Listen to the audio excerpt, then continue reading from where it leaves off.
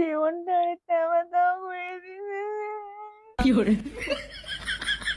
আমি কিন্তু এখন কান্না করে দিবো। আমারও কষ্ট হইতেছে অনেক। তুমি কান্না করো না। আর কোনদিন এমন করবো না। বললাম তো। হইছে আমার আর লাগবো না কিছু। জীবনটারে তেমা-তামা করে দিছে।